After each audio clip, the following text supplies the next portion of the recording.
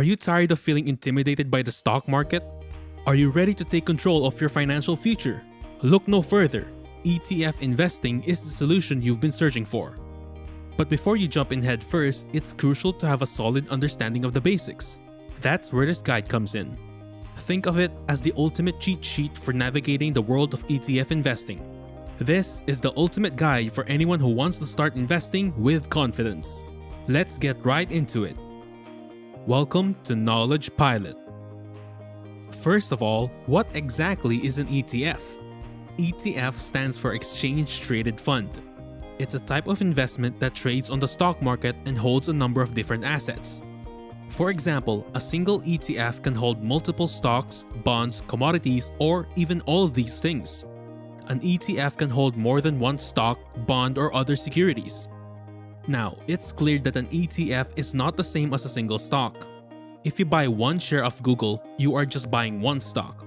But if you buy an ETF, you are buying a group of stocks. A single ETF can hold thousands of stocks, bonds, commodities, or a mix of them all. When you invest in an ETF, you get a bundle of assets you can buy and sell during market hours, potentially lowering your risk and exposure while helping to diversify your portfolio. Now, let's break down the meaning of the phrase exchange traded fund word by word. So exchange traded just means that this investment is sold and bought on the stock market. The word fund means that ETFs are a type of investment fund. Other investments like stocks, bonds, and commodities are not funds. They are just separate investments that can be bought and sold on their own, on the stock market. So when you buy a share of Google, you're not buying a fund, you're just buying one share of the company. With a fund, on the other hand, you have ETFs, mutual funds, and index funds, which are all different types of investment funds that trade in thousands of different assets at the same time. Now, what's next? How do you start with ETF investing? You need a brokerage account. Before you can begin buying and selling ETFs, you'll need to open a brokerage account. There are so many great options to choose from. There is Ameritrade, Fidelity, E-Trade, SoFi, and many more. Now, the most important thing about choosing a broker is choosing the type of account you want to open with that broker. If you're just investing for income or saving up to buy a house in the next 5 to 10 years, it's fine to open a standard individual investment account. If you want to use ETFs to build your wealth for retirement, you'll need to open some kind of retirement account, like a Roth 401k, IRA, or traditional IRA. There are a lot of different options out there. How to choose which ETFs to invest in? Which are the best ones? According to ETF.com, there are almost 2,000 ETFs traded on the US markets. There are about 5,000 stocks traded on the stock market.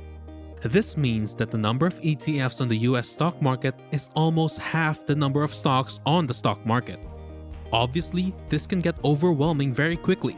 So as an investor, you need to take this list of ETFs and narrow it down to just a few that fit your specific investing style and overall goals.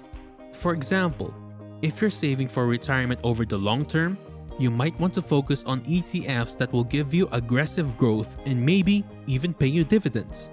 If you're getting close to retirement, you might want to invest in ETFs that are less risky. And you might also want to add some bond ETFs to your portfolio. The first thing you need to do is determine what your investment goals are. This will help you figure out which ETFs to invest in that will help you reach your goals, which leads to the next point. How to find the right ETFs to invest in. This can be done in a few different ways, but the best way is to use a free tool that does a lot and is very powerful. The ETF database is one example. The ETF database dedicates itself to providing the most useful and reliable resources available to ETF investors. Most investors and traders use this tool to find and sort through ETFs in different categories, market sectors, and types. You can choose from a huge number of different ETF categories. You can search for ETFs by type. You can look for ETFs by asset class, sector, industry, region, country, and so on. You could also go back to the homepage, scroll down, and look for ETFs by popular content centers. For example, let's say you wanted to invest in an ETF that you knew had the highest dividend. You would just click where it says dividend and it would take you to a new page with a table of the best ETFs that pay dividends. You can also click on the dividends column to sort by annual yield. This will sort the table so that the dividends with the highest annual yield are at the top. If you wanted to sort by the dividend payment itself, all you had to do was click on dividend. The table would then change to show the ETFs that pay the highest dividends. Now, this is where it gets useful to you. How to use the ETF database for your investing strategy. For those of you in your 50s and getting close to retirement, that means it's time to start investing with less risk. Instead of putting all of your money into stocks, you should start putting a lot of bonds into your portfolio. On the ETF database homepage etfdb.com, scroll down a little and under the heading Popular ETFs, you will find Bonds. If you click on it, it will give you a list of the top bond ETFs to invest in. In 2022, the list indicates that, sorting by total assets, some of the best bond ETFs to buy are AGG and BND. If you're in your 30s or 40s, you have probably got longer to wait until you retire. So you may want your investment portfolio to take on a little more risk for potentially greater returns. On that same homepage under Popular ETFs, you can select Aggressive Growth ETFs. Then, it will give you a list of the best aggressive ETFs to buy. The list indicates that some of the best growth ETFs to buy are QQQ, VUG, and IWF. So, can you see how useful this resource is? You might want to invest in ETFs that focus on blockchain or gaming.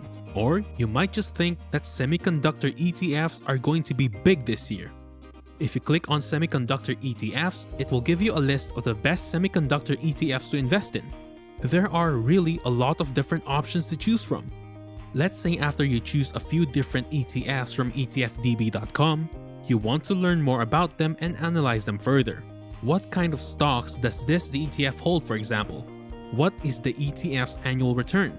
Does it pay dividends? Well, there will be more on that in the next part of this series. We'll even talk about ETF profiles, fund overlap, portfolio tilt, portfolio correlation, and much more.